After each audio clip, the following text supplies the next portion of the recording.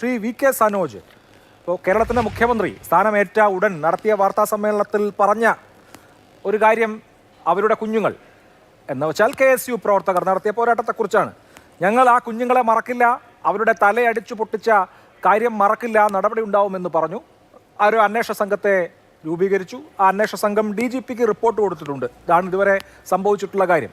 അവിടെ ഈ കേസ് അട്ടിമറിക്കാൻ, അതായത് മുഖ്യമന്ത്രിയുടെ നവകേരള യാത്രക്കിട നടന്ന പോലീസ് അതിക്രമം അന്വേഷിച്ച അന്വേഷണ സംഘത്തിന്റെ കേസ് അട്ടിമറിക്കാൻ ഉണ്ടായിട്ടുള്ള ശ്രമം ഈ SITയുടെ റിപ്പോർട്ടിലുണ്ട് എന്നുള്ളതാണല്ലോ ഇവിടുത്തെ വിഷയം. ഇക്കാര്യത്തിൽ പ്രതിപക്ഷത്തിന്റെ ടേക്ക് എന്താണ്? ഉടൻ MR അജിത് കുമാറിനെതിരെ നടപടിയെടുക്കണമെന്നാണോ?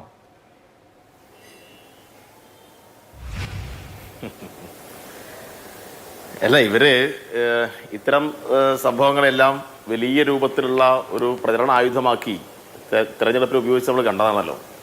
യഥാർത്ഥത്തിൽ കേരളത്തിൽ ഇങ്ങനെയെല്ലാമുള്ള എന്തെല്ലാം കാര്യങ്ങളുണ്ടായി, പ്രത്യേകിച്ച് മന്ത്രിമാരുടെ യാത്ര അല്ലെങ്കിൽ മന്ത്രിമാർക്കെതിരായിട്ടുള്ള സമരം, അത്തരം കാര്യങ്ങളെല്ലാം തടസ്സപ്പെടുത്തിയിട്ടുള്ള ഘട്ടത്തിൽ കേരളത്തിൽ എങ്ങനെയൊക്കെ പോലീസ് പെരുമാറിയിട്ടുണ്ട്, സമാധാനപരമായിട്ട് പ്രതികരിച്ച, അതുമായി ബന്ധപ്പെട്ട പ്രതികരണങ്ങൾ നടത്തിയിട്ടുള്ള, സമരങ്ങൾ നടത്തിയിട്ടുള്ള ആളുകൾക്ക് നേരെ എത്ര ക്രൂരമായിട്ട് പോലീസ് വെടിവെച്ച് ആളുകൾ ഉൾപ്പെടെ കൊന്നുകളഞ്ഞിട്ടുണ്ട്. കൂത്തുപറമ്പ് സംഭവം നമുക്ക് മറക്കാൻ വേണ്ടി കഴിയില്ലല്ലോ. അപ്പോൾ UDFന്റെ കാലത്ത് പോലീസിനെ ഉപയോഗിച്ചിട്ട് വലിയ രൂപത്തിലുള്ള വേട്ടക്ക് നേതൃത്വം കൊടുത്ത അനുഭവം നമ്മൾ മറന്നിട്ടില്ല.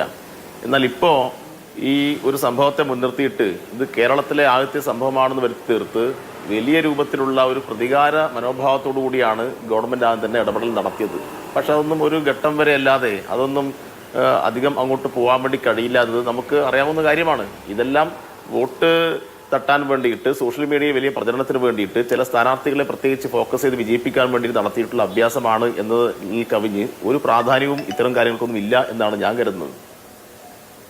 ശരി.